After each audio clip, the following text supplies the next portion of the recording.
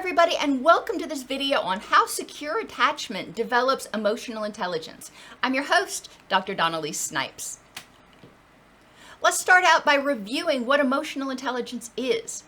Emotional intelligence is your ability to identify your own emotions, to be able to feel something and put a label on it accurately and say, I'm scared, I'm angry, I'm depressed, I'm happy, I'm curious, I'm motivated. There are a lot of different feelings there. It's also your ability to identify your triggers and vulnerabilities for those emotions. What things trigger, what things cause you to feel happy, angry, scared, depressed, curious, the list. And what are your vulnerabilities? And vulnerabilities really apply more to distressful emotions.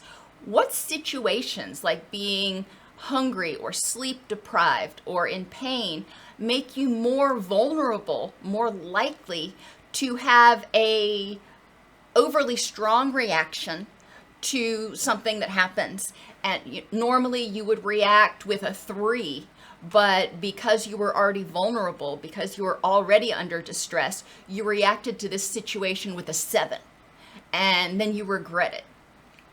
So people who are emotionally intelligent are aware of their vulnerabilities, and they are mindful of them and note them, and are able to take steps in order to prevent the possible distress. So for example, if you wake up in the morning and you've got a migraine and obviously you don't feel well and you've got to go to work, you know probably that you're going to have a little bit more difficulty being patient. You may be a little bit more irritable. Therefore, what steps can you take to prevent yourself from biting somebody's head off at the office? What steps can you take to help yourself feel more productive and less hopeless and helpless and angry and anxious? The next component of emotional intelligence is your ability to regulate your emotions and maintain motivation. Regulating emotions is not just about tamping down or avoiding or managing distressful emotions. It's also about increasing positive emotions. How do you increase your motivation, your excitement, your happiness, your curiosity? Those are all things we want to increase. And how do you tolerate distress when it comes your way, and then deal with emotions like anger and depression and sadness and grief? People with high emotional intelligence have strategies to be able to do that. They are able to sort of alter the temperature of the bathwater, if you want to think about it that way. They are able to turn up the cold and turn down the hot, if you think of cold as being the happy and hot as being the painful. I don't know. But that is something they're able to do. And the third component we're really going to talk about for emotional intelligence is people's ability to identify and respond appropriately to other people's emotions. You're able to see somebody and get an idea of, oh, they're probably angry. It looks like they're sad. It looks like they're happy. Pretty standard emotions. We don't have to get super down in the weeds with getting incremental in emotions. And then ability to respond appropriately. If somebody is displaying sadness, being able to empathize. How do you respond to somebody who's sad? One of the steps that a lot of caregivers use is to say, well, how would you want somebody to respond to you when you're sad? How would you want somebody to respond to you when you're in pain? It doesn't mean that everybody's going to want you to respond that way, but it gives you a starting point. You can empathize. You can ask, what is it that I can do to help you feel better? So how is all that created from secure attachment? Well, you remember my mnemonic for secure attachment is consistency, responsiveness, attention, validation, encouragement, and safety. So how does consistency really help the person develop emotional intelligence? When a caregiver is consistent with noticing how their child is feeling what their child is expressing, then the child is consistently getting feedback. When I start feeling this way, my caregiver says that I'm anxious, or my caregiver uses this word. And that helps children start developing that emotional vocabulary and that mindful awareness of the early warning signs of anger, anxiety, depression, happiness, excitement. Those can be very, very helpful. As we grow as adults, it's also important for us to be mindfully self-aware and securely attached to ourselves in order to pay attention to, what are those feelings, noticing those feelings early. Now, in our childhood secure attachment, hopefully, we learned emotional vocabulary to assign to those feelings.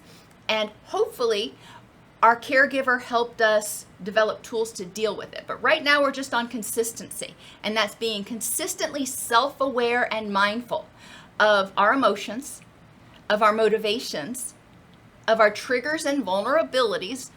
That sounds familiar. Of our strengths and weaknesses, and our impact on others. People who are emotionally intelligent recognize how they impact other people. They recognize when I walk into the room, this person kind of shies away, or this person gets really excited. They recognize their impact on other people. When children are growing up, they start learning these things because their caregiver responds. Their caregiver says, oh, it seems like you're feeling anxious.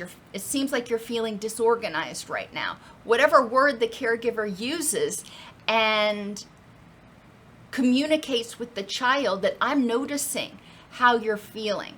That can really help people develop a sense of self-awareness. Responsiveness is the next concept in secure attachment. That caregiver doesn't just notice and go, wow, it seems like you're feeling really anxious. Good luck to you. The caregiver, hopefully, is able to say, wow, it seems like you're feeling really anxious. Would you like to go on a walk? Would you like a hug? Let's practice chewing gum and blowing bubbles. Something that can help the child get into their wise mind, that can help them tolerate that distress. We're not trying to make it go away. We're just helping them move around until they can let that adrenaline bleed off a little bit and get into their wise mind. So distress tolerance, they learn. Then impulse control and delay of gratification is another thing they learn. Once the caregiver has said, all right, we went on a walk, you seem to be a little bit calmer now, or you seem to be in your thinking mind. That makes a lot more sense to kids. Let's talk about what's going on. By virtue of interrupting the process, when the child starts to get anxious or angry, the caregiver steps in, identifies the emotion, or helps the child identify the emotion, helps the child implement distress tolerance skills. The child is learning impulse control. They're not able to yell, to scream, to hit, to bite, whatever response that child might normally use, which can be really helpful. And then the caregiver helps them identify coping skills. The caregiver is going to respond to the child and say, all right, you seem really angry. What do you think is the best step in this situation? What do you think could happen? They may try to help the child take the other person's perspective.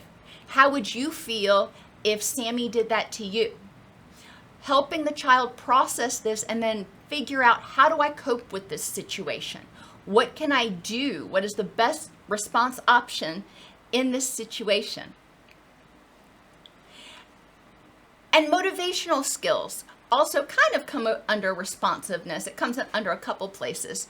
But responsiveness helps people feel capable. When they recognize they can feel something, they can think something, and then they can figure out what to do.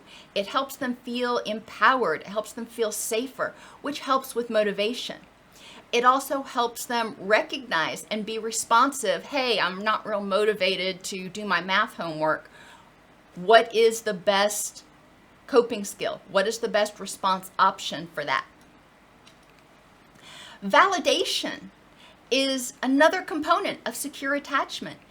Empathy and awareness of others' emotions and needs while maintaining personal boundaries is, again, crucial.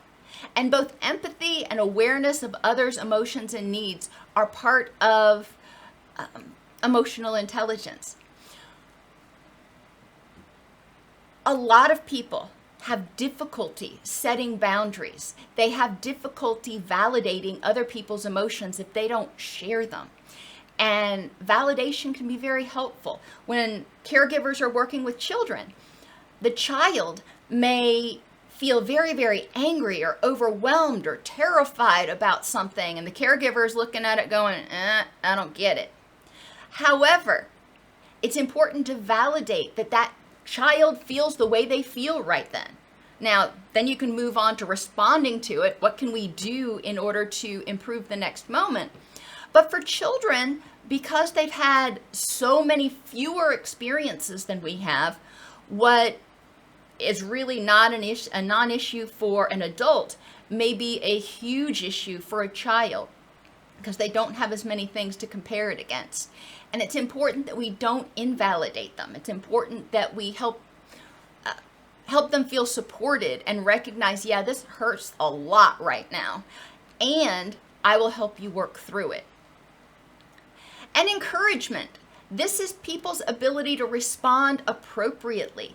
In a secure attachment, the caregiver has helped the child identify, caregiver notices, is mindful of early warning signs or early signs of a particular feeling. The caregiver helps the child get into their wise mind if necessary, tolerate distress if necessary, and then understand, what caused me to feel this way and what are some possible things that I can do to address it. And then encouragement comes in the form of saying, all right, now you know what you can do. Let's go do it. You got this. I have faith in you.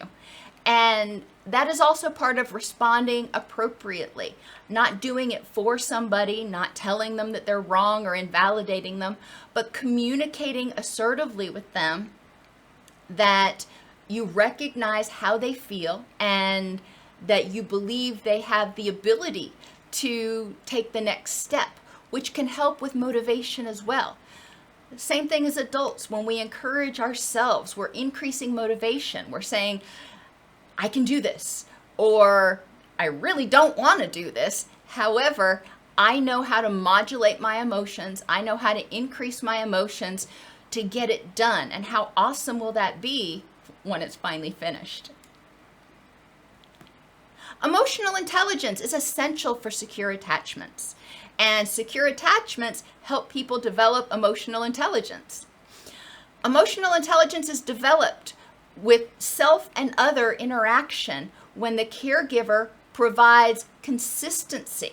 The caregiver is consistently aware of their own thoughts, wants, needs, feelings, and can communicate that. They say, I'm feeling tired, I'm feeling frustrated, I'm feeling, however, you don't have to feel that way. But they're able to acknowledge it for the child, modeling that awareness, modeling that mindfulness, and they're able to help children start identifying early warning signs or early signs of emotions, label them, and then understand their triggers, their vulnerabilities, and possible coping responses. Responsiveness is when the caregiver can either model if they're experiencing distress or help the child figure out, okay, how do I get into my wise mind? How do I de-escalate so I can think clearly? And what are my options here? Validation helps people develop emotional awareness and the awareness that they can have different reactions, different feelings to things than other people do, and that's okay. And encouragement helps them develop assertiveness and motivation and learn how to talk to themselves nicely, assertively, as well as motivate themselves in the future.